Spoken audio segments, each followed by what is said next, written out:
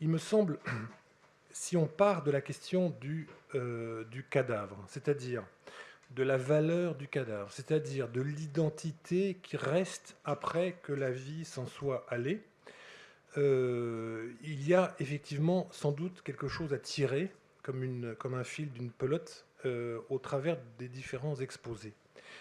Damien Durieux et Pierre Laribe ce matin, le cadavre est-il une personne que le corps était, ou le cadavre est-il une chose? Ils nous ont donné cette définition de la dépouille que je vous restitue,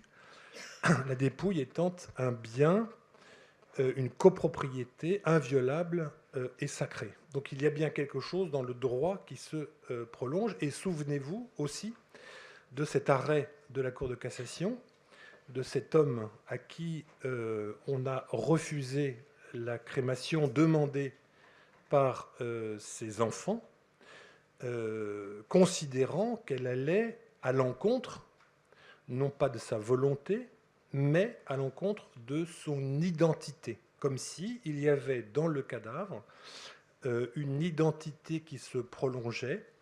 une aura identitaire qui se prolongeait au-delà de la mort et qui pouvait être opposable à la volonté de la dite personne. Donc il y a bien, dans cette première intervention Damien Durieux, Pierre Laribe, cette mise en place de deux éléments, la question de l'identité et la question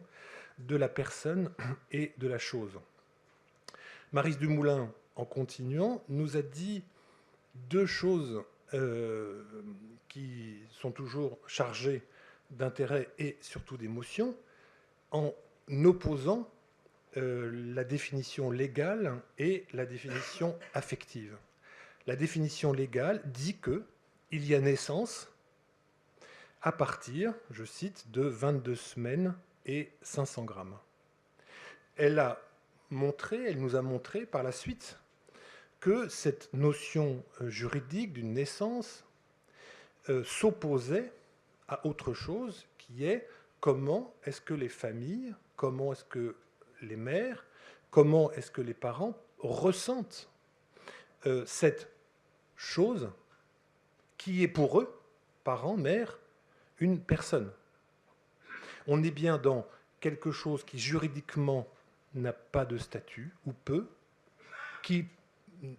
dans certains cas, n'est même pas né, et qui pourtant, pour les parents, non seulement existe, non seulement correspond à un désir qui est le leur, mais en plus est intégré à leur famille, à leur affection. Et quand on voyait effectivement ces images des pères et des mères de famille qui, après coup, pleuraient, étaient émus, étaient donc pleinement conscients que cette chose était une personne, et une personne était un enfant, le leur. Puis nous avons eu donc nos autres professionnels, donc Jean-Christophe Rocher et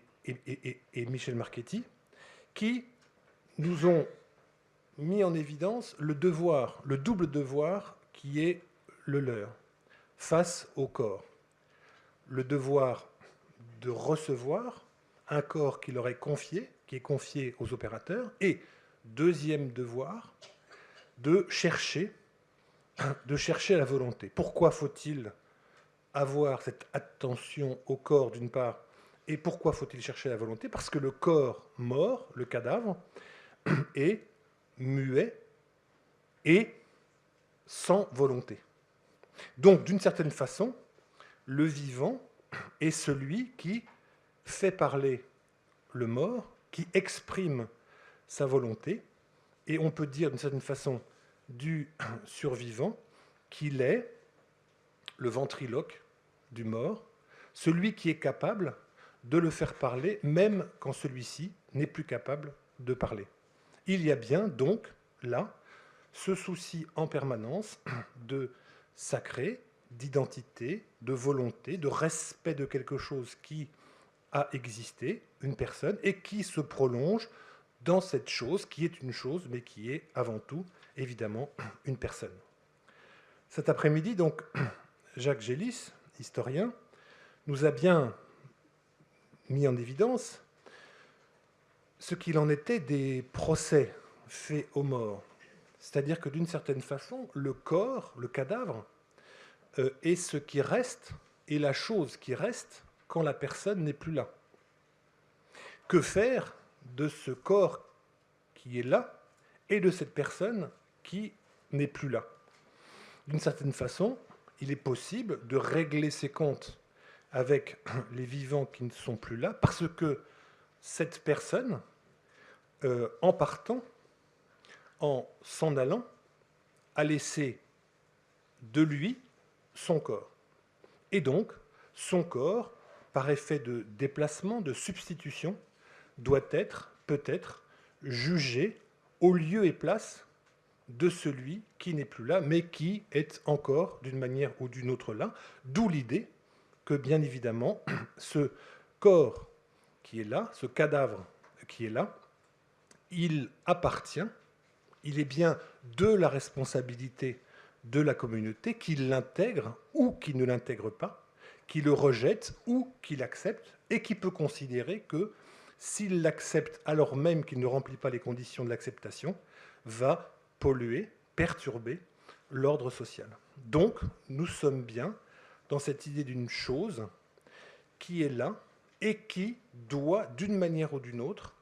être réintégrée en bonne et due forme, comme s'il fallait solder les comptes toujours, avec celui qui n'est plus là, mais qui est toujours là parce qu'il est à la charge et à la responsabilité de la communauté survivante. David Le Breton, lui, après, nous a mis en évidence ce statut du corps. Là aussi, nous retrouvons cette distinction entre la personne et la chose. Mais, dit-il, la question est d'autant plus difficile que nous sommes aujourd'hui au temps du moi personnellement je. Donc, le corps social ne joue plus ou joue moins et l'individu, d'une certaine façon, se légitime, s'auto-légitime tout seul. Et donc, il importe de donner, dit-il, c'est ce qu'il nous a dit, une valeur au corps, une valeur à ce corps personne, à ce corps qui est là et qui a en lui-même une valeur. Et il nous a livré cette définition que je trouve particulièrement cocace et ô combien éclairante de Jean Kelevitch. Le mort est parti sans bouger de son lit, ce qui pose bien la question, effectivement, à la fois de la personne et du corps, de celui qui n'est plus là. Le mort est parti. Qui est parti sinon la personne? Et pourtant, il est toujours là, dans son lit. Et donc, ce corps qui est là, dans le lit, a une valeur spirituelle. Je reprends cette expression de David Le Breton. Une valeur spirituelle, la personne, et n'est pas de l'ordre de la pure matérialité. Quant à Cynthia Moreau, à l'instant, elle nous a bien mis en évidence cette problématique de l'accès au corps, de à qui appartient le corps, surtout quand il est question d'autopsie judiciaire, 5 000 à 6 000 par an, et avec le souhait, ô combien légitime, de considérer qu'il importe de réintégrer, de remettre dans la communauté le mort intégré dans le monde des vivants. Et cette intégration du mort dans le monde des vivants suppose de pouvoir expliquer tranquillement, à la fois pour soi-même et à la fois pour ses propres enfants, qu'il est possible, qu'il est souhaitable, qu'il est nécessaire, qu'il est dans l'ordre des choses, d'aller voir papy et de pouvoir pleurer. Donc, je ne sais pas si la phrase est encore derrière moi, mais sinon je la lis. La dernière phrase que j'ai aperçue donc de Cynthia était la suivante. Continuons de prendre soin des morts, à les faire être dans une certaine sacralité. Cette question de la sacralité, dernier mot vu de cette journée, cette question de la sacralité remet bien en évidence ce que nous disons, si j'ai bien compris, pour tout le monde depuis le début, c'est qu'il y a bien quelque chose de l'ordre du sacré dans cette chose qu'est un corps sans vie, qui a d'autant plus une valeur que nous avons tendance, aujourd'hui, encore plus qu'hier,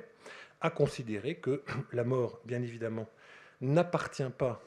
au monde des vivants, qu'il importe de rejeter le mort et la mort en dehors de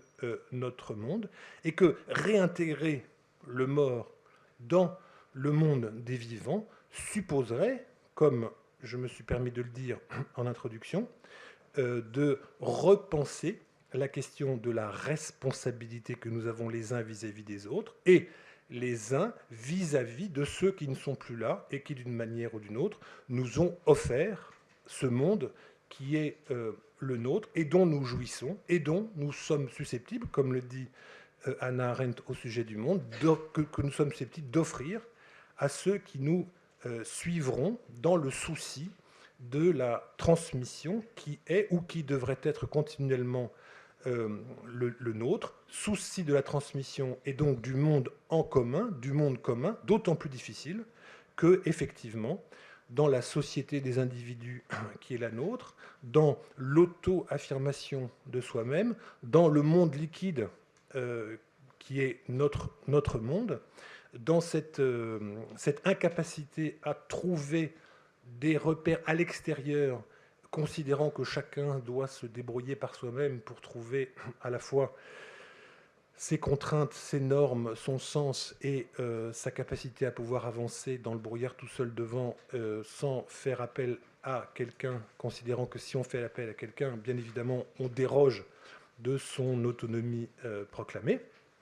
Tout cela rend bien évidemment difficile ce sens de la transmission. C'est pourquoi il me semble que notre journée nous a introduit ou a réveillé en nous ce sens effectivement de l'appartenance, un des termes de la question qui nous était posée au début, à qui appartient le corps du défunt, de l'appartenance. Appartenance de quoi? Appartenance du corps, appartenance du défunt, appartenance du défunt, du corps et de nous dans un monde commun qui est le nôtre, qui est celui dont nous avons hérité et que nous espérons, que nous souhaitons, que nous voulons qu'il importe de transmettre aux générations futures, parce que sans cet impératif de la transmission, le monde, ce que Arendt appelle le monde, c'est-à-dire ce sentiment-là de la responsabilité, et non pas le monde comme une plateforme sur laquelle nous serions comme des insectes sur l'eau,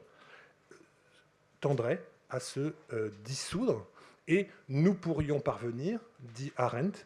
à une acosmie, à une incapacité de ressentir l'appartenance commune que nous avons à un destin commun. Voilà, merci.